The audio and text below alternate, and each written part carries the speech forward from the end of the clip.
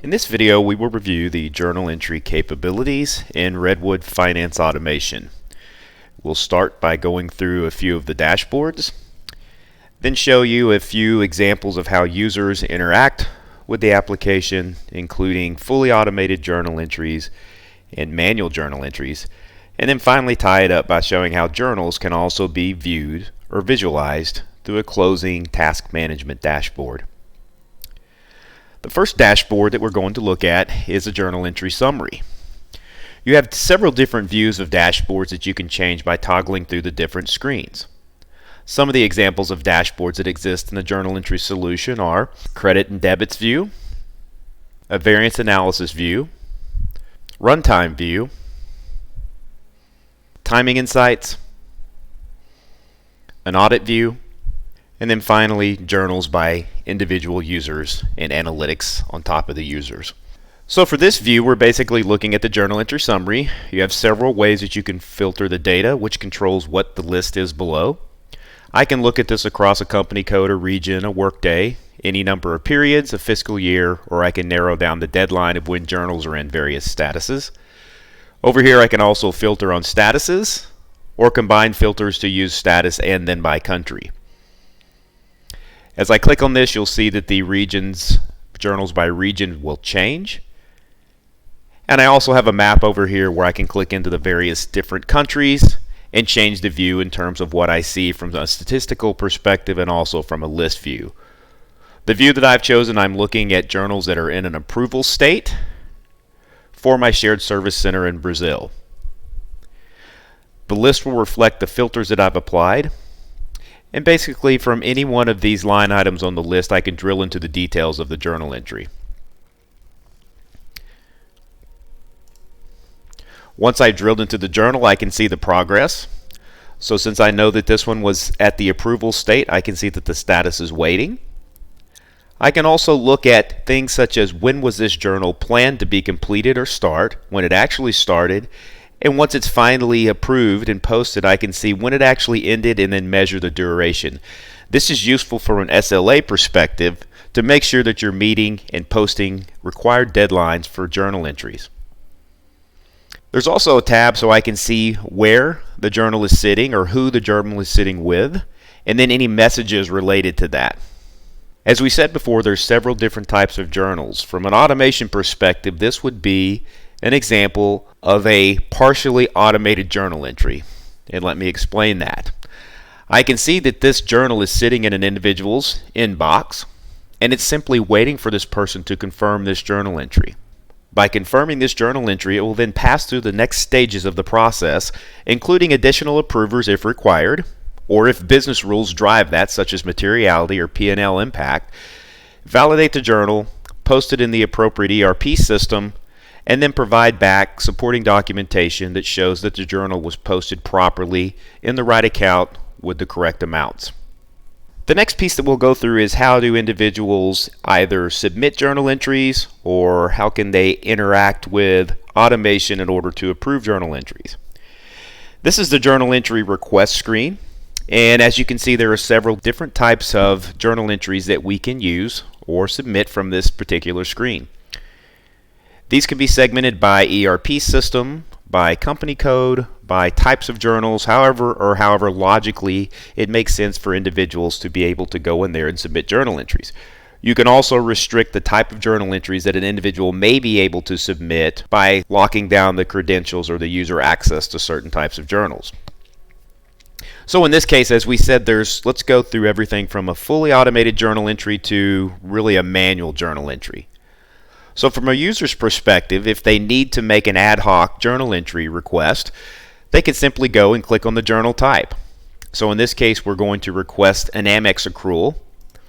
And by clicking and confirming this is the journal that I want to post, you'll see what's happening over here from a status perspective. So basically, we're getting the Amex documentation.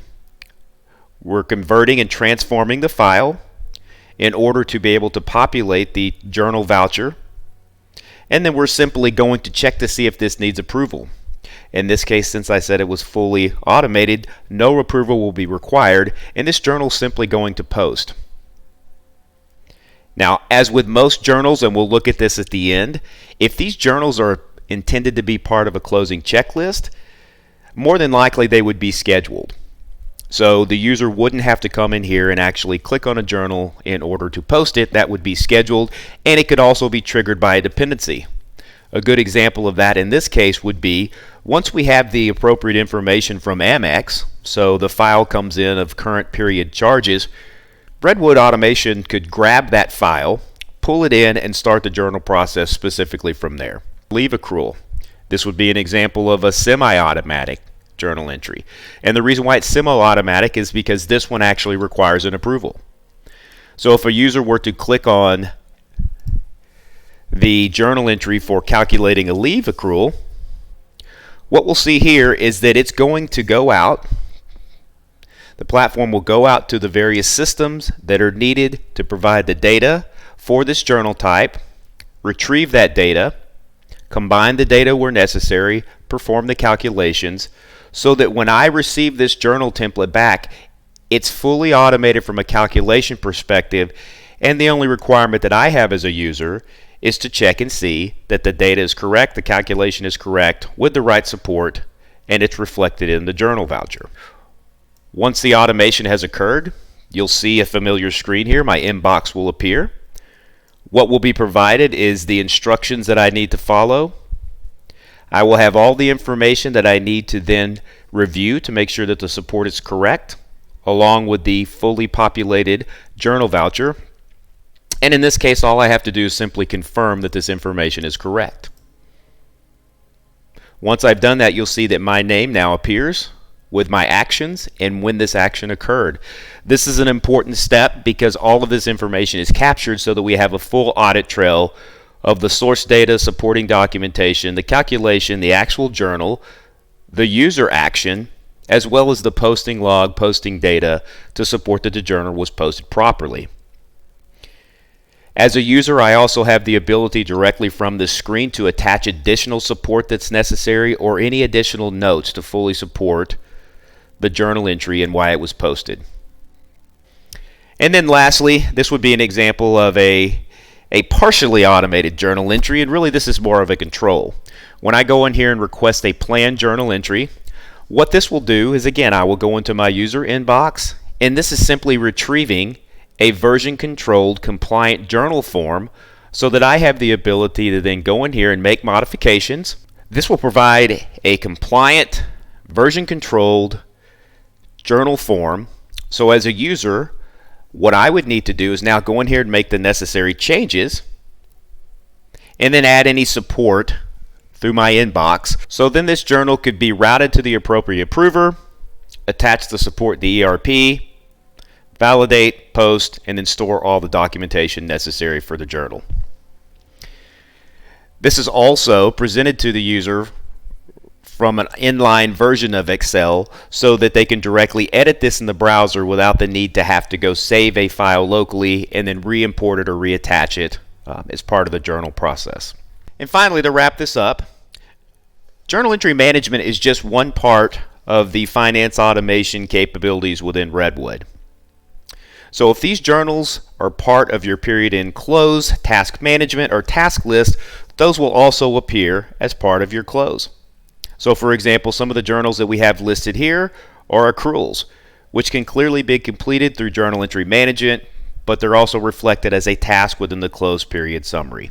Make sure to check back here frequently, as we will have other videos on different parts of the Redwood Finance Automation solution.